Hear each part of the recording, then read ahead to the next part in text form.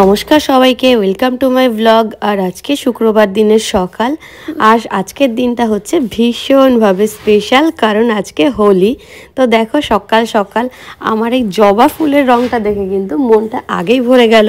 আর সারা দিনে তো আরও কত রং দেখবো, কত রং খেলা হবে, সেটা তো চলবেই। তো সকালবেলা প্রথমেই উঠে দেখো দরজা খুলতে বেশ সুন্দর রোদ ঝলমলে একটা দিন, তার মানে কিন্তু আজকের দিনটা বেশ ভালোই কাটতে চলেছে। কারণ মেঘলা দিনে হোলি একেবারেই ভালো লাগে না। তো চলো সকালবেলা প্রথমে বাইরের দিকে উঠে ওয়েদার তো দেখেই নিয়েছি, এবার সকাল সকাল বসে গেছি এক কাপ চা নিয়ে।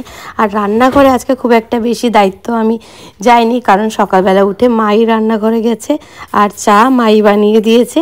এবার চা খেতে খেতে কিয়ানকে ডাকা যায়। করবে না এই আমাজি গুড মর্নিং। আর কি এই হ্যাঁ হোলি শুরু হয়ে গেছে তো। Good morning.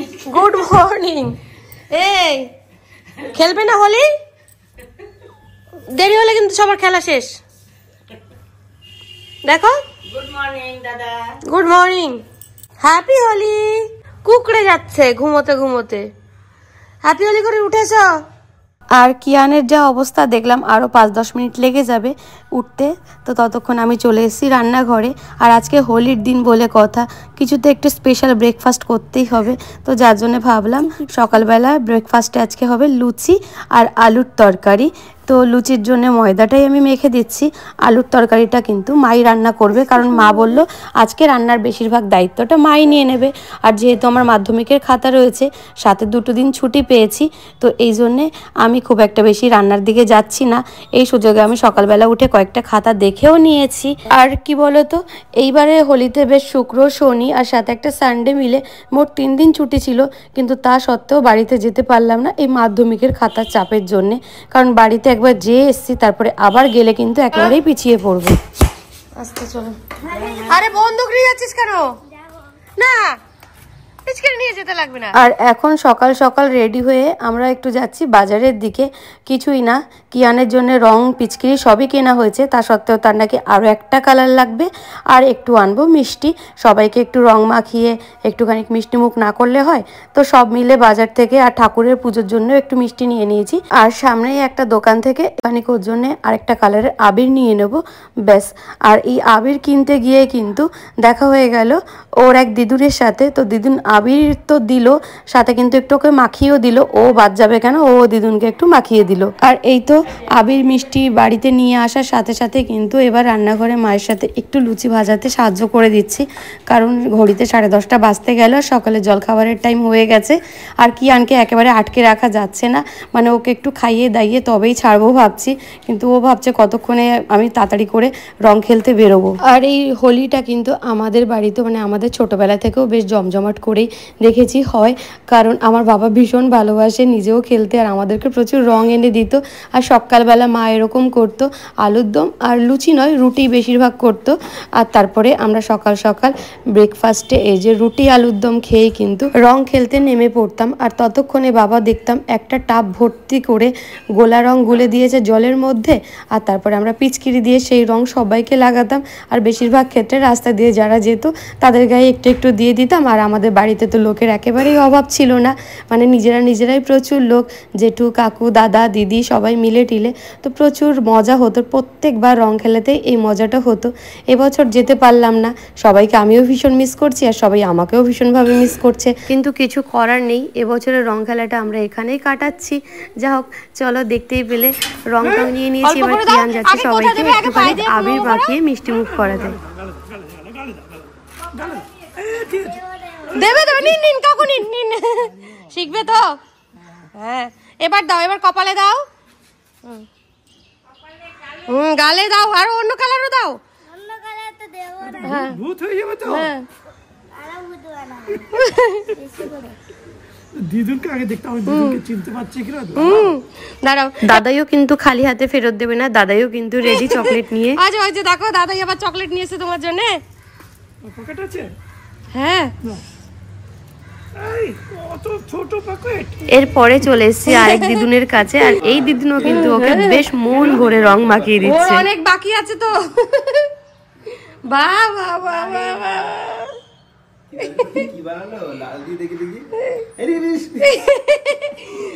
মামাকে দাও, মামাকে দাও, মামাকে দাও। অল্প অল্প অল্প দিও, অল্প দিও। হ্যাঁ, শুধু কপালে একটু দিয়ে দাও। দাও মাকে দাও। তারপরে কিয়ানোর ম্যামকেও রং দিতে গেছিল, আর রং বলতে ওই আবিরই সবাইকে দিচ্ছে।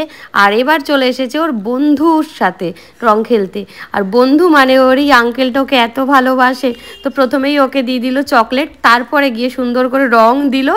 আর এদিকে প্রণাম তো নিলই না, একটুখানি আদর করে দিল। আর সাথে আরেকটা আঙ্কেলও ছিল, তো তাকেও বাদ যাবে কেন, তাকেও সুন্দর রং দিয়ে দিয়েছে। এবার আমরা যাচ্ছি বাড়ির দিকে। আর এতক্ষণে কিয়ানের দিদুনও রান্না করে নিয়েছে, তো বাড়িতে গিয়ে এবার দিদুনকে রং দেওয়ার পালা। অল্প করে দাও, যেভাবে সুন্দর করে।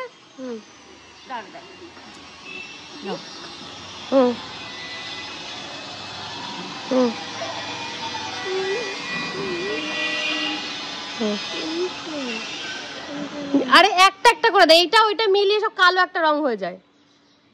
আর দিদুনও বাদ যাবে কেন, দিদুনও এবার নাতিকে আচ্ছা করে রং লাগিয়ে দিচ্ছে গালে, যে যে জায়গাটুকু খালি ছিল সব জায়গাতে। আর ততক্ষণে জেঠিও কিন্তু ওপর থেকে নেমে এসছে রং নেওয়ার জন্য। হ্যাপি হোলি। সবাইকে রং লাগানোর মাঝে মাঝে ওর মায়ের মুখে রং দিয়ে কি করেছে একেবারে নিজেরাই দেখে নাও, পুরো ভুতুড়ে করে দিয়েছে। আর এতক্ষণ বেশ চুপচাপ ছিল, এখন কিন্তু তার জল রং দেওয়ার পালা, মানে এখন জলে রং গুলে দিতে হবে। তো রেডি জল রং আর পিচকারি নিয়ে, কিন্তু কার দিকে দেবে।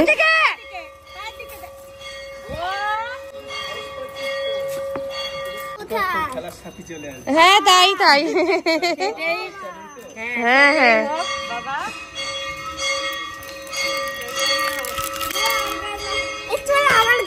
তুই নিজেই আসতে পারো, তুই নিজের গায়ে নিয়ে বসে থাক। ওই যে দুটো দাদা আসছে পিছনে, ওদেরকে দিও। হ্যাঁ তুমি রেডি হয়ে থাকো, ওই যে ভুতুড়ের দিকে দাদা আসছে। আরো কাছে আসুক, দে মার মার। ওইটাকে তো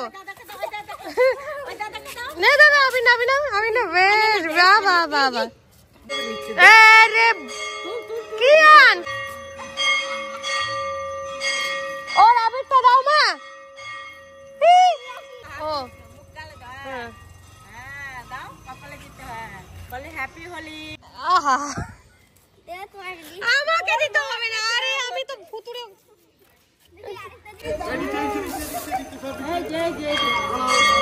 হ্যাপি হোলি।